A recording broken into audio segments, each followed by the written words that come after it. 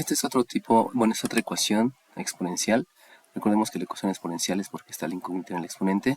Solamente que aquí pareciera ser un poco más complicado porque no tenemos solamente una base que es el número Neper, sino tenemos varias. Entonces, de aquí procedemos al igual que en las otras, con conceptos y checar cuál es el concepto que me ayuda para poder ir avanzando y poder aplicar más y más conceptos.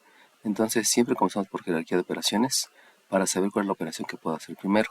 Aquí me doy cuenta que hay una resta, me doy cuenta que hay una suma, por lo tanto tienen la misma jerarquía y para poder realizar esa resta o esa suma necesito verificar el concepto de términos semejantes. Pero para que sean términos semejantes deben tener igual de la variable hacia adelante. Y si se dan cuenta, aquí tengo una función exponencial que es diferente a esta función exponencial y es diferente a esta función exponencial, por lo cual no son términos semejantes y no puedo realizar ninguna operación. Sin embargo, observo que aquí tengo un exponente que es negativo, y como sabemos que no hay que trabajar con exponentes negativos, pues aplicamos la primera propiedad de los exponentes. Sabemos que esa primera propiedad de los exponentes lo que me permite es que si tengo un exponente negativo, puedo escribir de otra manera, pero con el exponente positivo. Entonces la primera propiedad menciona que si tengo un exponente negativo, puedo escribir el recíproco de la misma potencia, pero con exponente positivo. Por lo tanto, escribo L a la h, que sigue siendo como está. Luego el 9, recuerden que este es un coeficiente, y la propiedad solamente se aplica en la potencia, no se aplica en el coeficiente. Por lo tanto, ese coeficiente está en el numerador, porque aquí hay abajo hay un denominador 1, al igual que en esta. Y en la potencia es donde aplico la propiedad. Por lo tanto, voy a escribir una e a la h. Y luego lo mismo ocurre con este 8. Este 8 es un numerador porque tiene un denominador 1. Por lo tanto, se sigue manteniendo en el numerador. Y en la potencia, solamente en la potencia, es donde aplico la propiedad. Por lo tanto, aquí escribo un e a la 3h y esto es 0. Nuevamente, hago jerarquía de operaciones y por jerarquía de operaciones me doy cuenta que ahora sí ya puedo hacer esta operación porque esa operación es de números racionales y al ser de números racionales pues puedo obtener un mínimo común múltiplo, aunque de lo que nos enseñaron en álgebra nos mencionaron que si tenemos una ecuación donde hay denominadores, lo que puedo hacer es aplicar la propiedad de la igualdad. Recuerden que la propiedad de la igualdad es realizar la misma operación en el miembro izquierdo y en el miembro derecho. Entonces se recomienda que cuando yo tengo números racionales en la ecuación, entonces la propiedad de la igualdad se haga con el mínimo común múltiplo. O sea, hay que multiplicar el miembro izquierdo y el miembro derecho por el mínimo común múltiplo. Del mínimo común múltiplo, sabemos que si yo tengo un 2, un 8 y un 16, pues simplemente es calcular factores primos y así calculo el mínimo común múltiplo. Pero cuando estoy hablando de términos, ahí el mínimo común múltiplo se calcula de una manera diferente. Y la manera de calcular es escoger la base común. Entonces vamos a revisar cuál es la base. Perdón, no es la base común. Hay que revisar cuáles son las bases. En el mínimo común múltiplo hay que ver todas las bases. Y entonces yo me doy cuenta que aquí tengo una base que es C y una base que es C. Entonces, como es la misma base, pues simplemente multiplico por esa base que es C. Pero si ustedes observan, los exponentes son diferentes. Entonces, en el mínimo común múltiplo se van a revisar las bases y se va a escoger el exponente mayor. Entonces, para el máximo común divisor, recordemos que ya lo hemos visto en otros ejercicios, el máximo común divisor ahí sí es la base común. En el máximo común divisor es la base común. Aquí no es la base común, aquí son todas las bases. Y de esas todas las bases, lo que hay que escoger va a ser el exponente mayor. Déjenme aquí lo escribo más acertadamente, porque deben de ser todas las bases en el mínimo común múltiplo. Y de esas todas las bases, ya que vi que es la misma base, pues no tiene caso poner dos bases, lo que se elige es el exponente mayor de esa base. Entonces, si ustedes se dan cuenta, el h y el 3h, pues es mayor el 3h, por lo tanto aquí escribo un exponente que es 3h, y lo mismo en el miembro derecho porque precisamente es la propiedad de la igualdad. realizar la misma operación en el miembro izquierdo y en el miembro derecho para que no se afecte la igualdad. Y de aquí pues viene inherente el multiplicar, que voy a aplicar la propiedad distributiva. Y para aplicar la propiedad distributiva pues obviamente es jerarquía de operaciones y le tenemos que agregar las leyes de los exponentes. Por lo tanto, si yo multiplico este mínimo con un múltiplo por el primero, por leyes de los exponentes, la primera ley de los exponentes pues me va a decir que esto es una base que se suman los exponentes, por lo tanto tengo un 4h. 3h más 1h me da por resultado el 4h. Luego voy a la siguiente. Recordemos que propiedad de la igualdad, multiplicar por el mínimo con múltiplo, conlleva la propiedad distributiva, conlleva las leyes de los exponentes, las leyes de los signos, tablas de multiplicador, etc. O sea, esta propiedad de la igualdad acarrea con todos los conceptos que vienen inherentes a esa acción de hacer la operación en el miembro izquierdo y en el miembro derecho. Bueno, entonces continúo con la multiplicación. Este signo más por este signo menos, por leyes de los signos, me da un signo menos. Luego aquí hay un número 1, que al multiplicarse por el 9, pues es el 9. Sabemos que ese 1 me está indicando cuántas veces se toma como sumando al e a la 3h. La multiplicación es una suma abreviada. Y por último, yo tengo una división de e a la 3h entre e a la h. Por lo tanto, aplico la segunda ley de los exponentes y me va a quedar una e a la menos 2h. Pero sabemos que no debe de haber exponentes negativos, entonces cambio no, está bien. Se restan, disculpen. 3h menos h me va a quedar e a la 2h. Ahí disculpen un poco. Luego, hago la propiedad distributiva con el tercer elemento de la suma. Se distribuye la multiplicación sobre los elementos de la suma y de la resta. Y hacemos lo mismo. Este signo más por este signo más me da un más, elemento por elemento. Este número 1 por este número 8 me sigue resultando un 8. Y por último, este e a la 3h se divide entre este e a la 3h, por lo tanto me da la unidad. Y la unidad por 8 pues sigue siendo 8. Y en el miembro derecho, al multiplicar 0 por lo que sea, pues me da 0. Entonces, si ustedes se dan cuenta, aquí me queda una ecuación un poquito diferente a las que he visto, porque es una exponente cuarto, un exponente cuadrado. Pero sin embargo, sabemos que todas las ecuaciones cuadradas o para adelante siempre se resuelven de la misma manera, y precisamente esa es la de factorizar.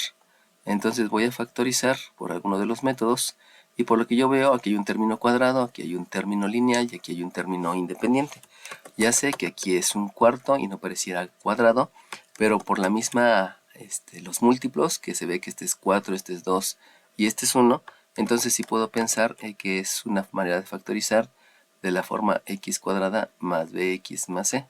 Por lo tanto, sabemos que en esa forma de factorizar, lo que debo de escribir primeramente van a ser dos paréntesis, primer paréntesis, segundo paréntesis, se conserva la igualdad con 0, y el primer término de los dos binomios es la raíz cuadrada del primer término. Entonces, si yo calculo la raíz cuadrada por la cuarta ley de los exponentes, se dividen el exponente entre el índice de la raíz. Sabemos que el índice de la raíz es 2, por lo tanto 4h entre 2 me da un resultado que es el exponente 2h. Ese término se repite en el primer binomio, también en el segundo binomio, y luego voy con los signos. Con respecto a los signos, este signo menos es el signo del primer binomio, y posteriormente lo que voy a hacer es multiplicar este signo por el siguiente signo, y el resultado de esa multiplicación lo escribo como operación del siguiente binomio. Por lo tanto, menos por más me da menos y se mantiene el menos. Y por último, necesito ver las parejas que me dan por resultado el término independiente. Las parejas que multiplicándose me dan el término independiente, que es en este caso el 1 por 8. Otra posibilidad es el 2 por 4. Y ya no puedo pensar en otra porque sería 3. 3 no tiene por quién para que me dé por resultado 8. Y la última es 4 por 2, pero ya se está repitiendo. Por lo tanto, nada más tengo dos posibilidades. Elijo la primera posibilidad. Acuérdense que siempre se escribe primero el número mayor. Por lo tanto, primero escribo el 8, luego escribo el 1. Y debe de cumplirse que estos dos números, obviamente por ley de la suma, porque los signos son iguales, me dé por resultado el coeficiente del término lineal, que efectivamente por ley de la suma me da el menos 9, y eso quiere decir que está bien factorizado. Y al estar bien factorizado, entonces ya procedo a satisfacer la ecuación.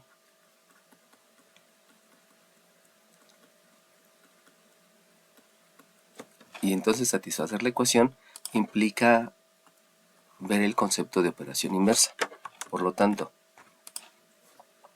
el número Neper elevado a la 2h, y que vamos a decir que es el primer resultado, pero lo voy a marcar como puntos, porque recuerden que en una ecuación exponencial es el resultado de una función exponencial y las funciones exponenciales se grafican.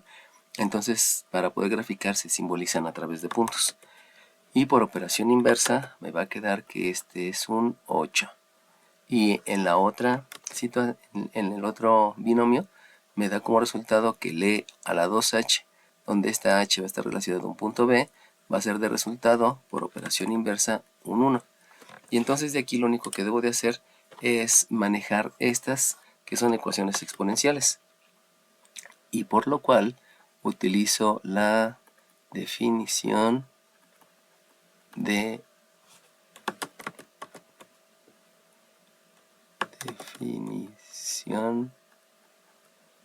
logaritmo. Y la definición de logaritmo, sabemos que el logaritmo es el exponente, o sea 2h del punto A, al cual se eleva la base para obtener la potencia. Y tengo la otra solución, que la vamos a escribir aquí al lado, y la otra es igual, por definición de logaritmo. El logaritmo es el exponente, o sea 2h del punto B, al que se eleva la base para obtener como resultado la potencia. Y de aquí, pues ya podemos revisar que debo de obtener el valor de la incógnita. Y para obtener el valor de la incógnita me doy cuenta que aquí hay una operación, por lo tanto hay que pensar en operación inversa, donde este 2 es un coeficiente, pero este 8 es un argumento. Por lo tanto, aunque en la primaria me dijeron que los dos son números, aquí en el bachillerato sabemos que el 8 tiene el nombre de argumento porque se le está aplicando una función, y el 2 es un coeficiente porque está multiplicando. Por eso este 2 tiene que dividir a toda la función, pero sabemos también que debe de estar separado. Por lo tanto, primero escribo el 2 dividiendo a través de un medio. Acuérdense que aquí hay un medio, está dividiendo el número. Y posteriormente el logaritmo neperiano de 8. Sabemos también que no puedo tener números muy grandes. Y entonces, antes de escribir el resultado, vamos a calcular factores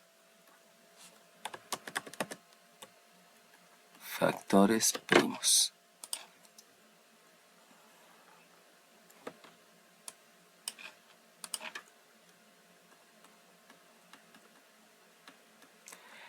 Y 8 en factores primos, pues sabemos que esto es un 2 al cubo.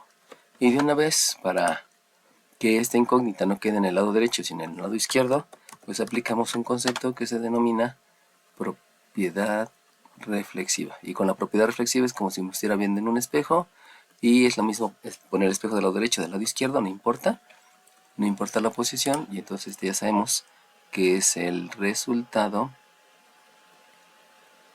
del punto. Acuérdense que para graficar, en el momento que nosotros decidimos igualar a 0, estamos diciendo que la ordenada es 0. Por lo tanto, lo que estoy obteniendo aquí son abscisas.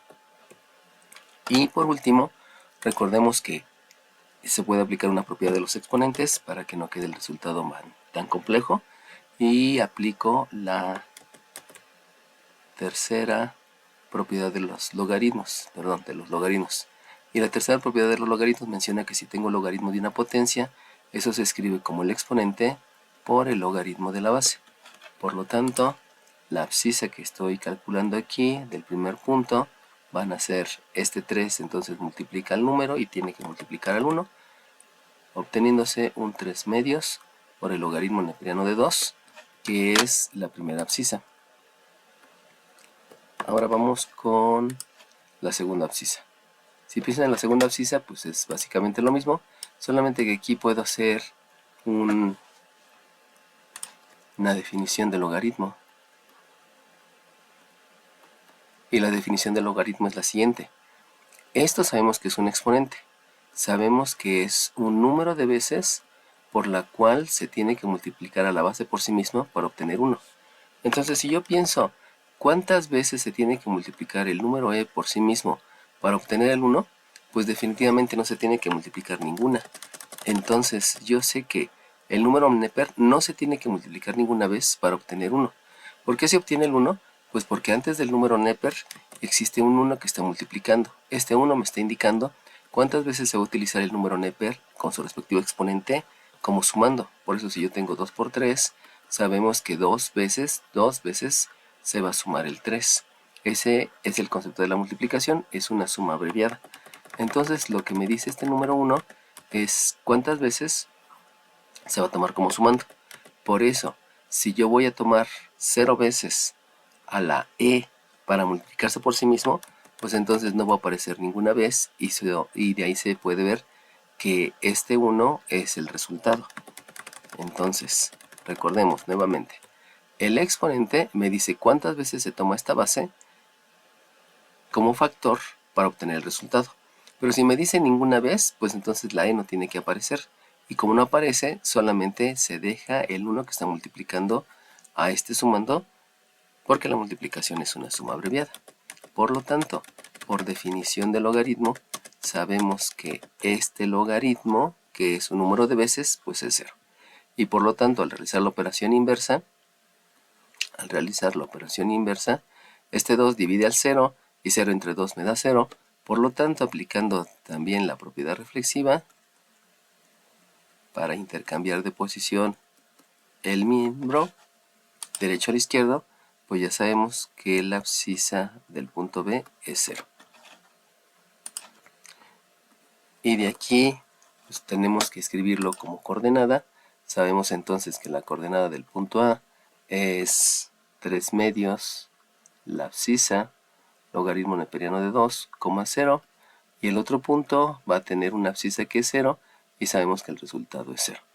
Ahora bien, cuando llegamos a problemas, esto tenemos que calcularlo. Entonces voy a tomar la calculadora, voy a estar obteniendo resultados parciales para que lo vayan verificando. Entonces en la calculadora escribo logaritmo neperiano de 2, el resultado que estoy obteniendo en la calculadora, el resultado de este logaritmo neperiano,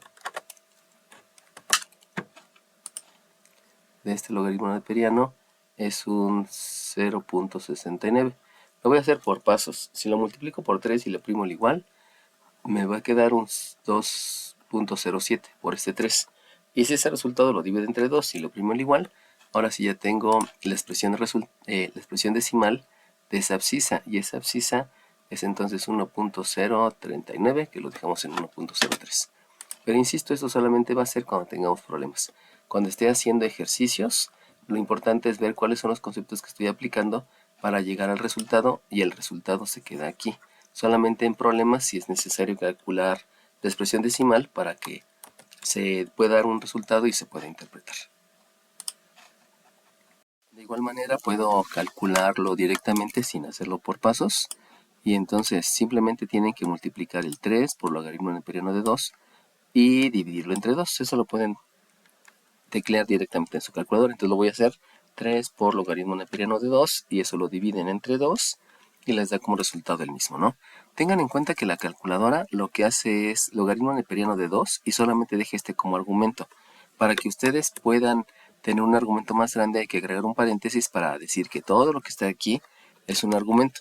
Por lo mismo, cuando yo tecleo lo que les mencioné, si escribo 3 por logaritmo neperiano de 2 entre 2, algunos pudieran pensar que este 2 entre 2 es 1 y que es el argumento del logaritmo, pero la calculadora solo toma el primer número como argumento. En algunas calculadoras les va a generar un paréntesis, entonces sí tendrían que usar el paréntesis para decirles específicamente que solo el argumento es 2, porque si cierran el paréntesis hasta acá, pues ya el argumento cambia y este ya no es denominador, sino forma parte del argumento. Entonces vayan conociendo su calculadora, vayan tecleando todos los resultados que van teniendo para que vayan agarrando un dominio de su calculadora.